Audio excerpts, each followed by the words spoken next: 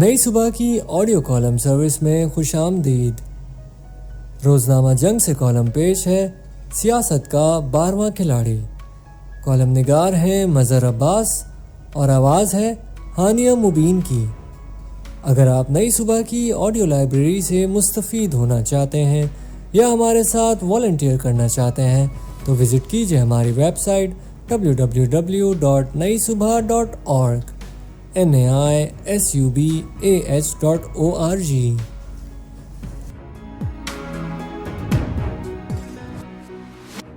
بارہواں کھلاڑی بھی کیا عجب کھلاڑی ہے۔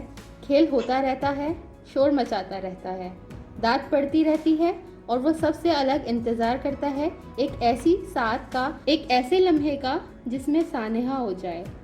پھر وہ کھیلنے نکلے تالیوں کی جھرمٹ میں، ایک جملہ خوشکن، ایک نعرہ تحسین اس کے نام پر ہو جائے۔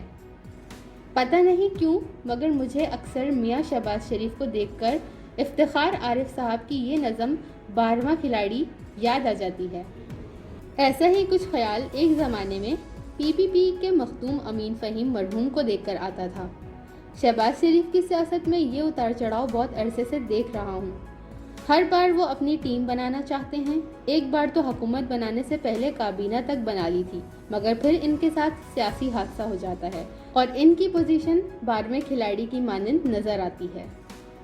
کبھی وہ پورے اعتماد کے ساتھ ملک واپس آتے ہیں کہ مفاہمت ہو گئی، مگر جیل جانا پڑ جاتا ہے۔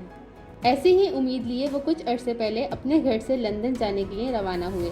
پورے دن اچھی خبریں آ رہی تھیں۔ لاہور ہائی کورٹ نے جانے کی اجازت دی تو روانگی کی تیاریاں عروج پر تھیں۔ جانے کا ٹکٹ بھی کنفرم تھا اور واپسی کا بھی۔ جانے سے پہلے انہوں نے اپنے قابل اعتماد ساتھیوں کو اعتماد میں لیا، ضروری ہدایت جاری کی، مگر انہیں کیا پتا تھا کہ بلیک لسٹ کے علاوہ وزیر اعظم عمران خان کی ایک واچ لسٹ بھی ہے۔ خان صاحب ملک سے باہر تھے۔ کورٹ کا فیصلہ آیا تو فوری طور پر ان کو اطلاع دی گئی، دوسرا بھی جا رہا ہے۔ جواب آیا ناٹ ایٹ آل۔ وفاقی وزیر داخلہ شیخ رشید احمد نے حال ہی میں کراچی میں ایک ملاقات میں یہ انکشاف کیا کہ شہباز کو بھیجنے کے فیصلے سے وزیر اعظم عمران خان ان لوگوں سے سخت نالاں تھے جو شہباز کو مبینہ طور پر بھیجنا چاہتے تھے۔ جس پھرتی سے باہر بھیجنے کا کام ہوا، اس سے عمران خان سخت ناراض ہوا۔ شیخ صاحب نے واضح پیغام دیا کہ اب شہباز مریم کا جانا مشکل ہے۔ شہباز شریف جو مفاہمتی فارمولہ لے کر بھائی جان کے پاس جانا چاہ رہے تھے وہ یہیں رہ گئے اور وہ لندن کے بجائے اسلام آباد آ گئے۔ اس بار وہ جیل سے باہر آئے تو زیادہ پر اعتماد تھے۔ غیر ملکی سفیروں سے ملاقاتیں بھی شروع کر دی۔ انہیں لگا کہ شاید معاملات ٹھیک ہو رہے ہیں، مگر ہائی کورٹ سے ایئرپورٹ تک بازی پلٹ گئی اور سیاست کے 12ویں کھلاڑی پھر کسی ایک کا انتظار کرنے بیٹھ گئے۔ 2018 کے الیکشن میں پہلے بڑے بھائی سابق وزیر اعظم میاں نواز شریف نااہل ہوئے اور سزا یافتہ بھی۔ بیٹی مریم کے سر پر بھی نااہلی کی تلوار لٹک گئی۔ بھائی اور چچا سمجھے کہ شاید اب بات بن جائے۔ بھائی سے ملے تو انہوں نے ان کو نامزد کرنے کے بجائے سوال اٹھا دیا کہ مجھے کیوں نکالا۔ شہباز کو پھر انتظار کرنا پڑا۔ شہباز کی سیاست بھی کمال کی سیاست ہے، کبھی بس مس ہو جاتی ہے، کبھی فلائٹ۔ جنرل پرویز مشرف کے دور میں بھی ہائی چیکنگ کے کیس میں سزا عمر قید بڑے بھائی کو ہوئی اور شہباز بری ہو گئے۔ 10 سال کی ڈیل ہوئی تو شہباز کے نہ جانے کے اصرار کے باوجود انہیں بھی سعودی عرب جانا پڑا۔ لگتا یہی ہے کہ کچھ قوتیں شہباز کو باہر بھیجنے کے حق میں تھیں، مگر جو لوگ کپتان کو کرکٹ کے زمانے سے جانتے ہیں انہیں پتہ ہے کہ وہ تو سلیکٹرز کی بنائی ہوئی ٹیم بدل دیتا تھا اگر اسے پسند نہ آئے۔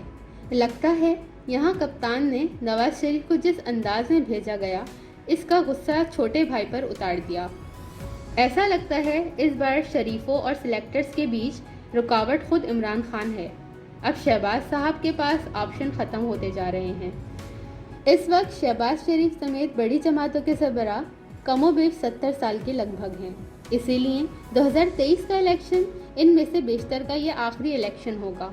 لہٰذا اگر اس بار شہباز شریف کا بس نہ چل سکا تو وہ بحیثیت 12واں کھلاڑی ہی ریٹائر ہو جائیں گے۔ حال ہی میں شہباز شریف کو ایک قریبی ساتھی نے مشورہ دیا کہ بڑے میاں صاحب کو بتائیں کہ نئی غلطیاں ضرور کریں، پرانی نہ دہرائیں۔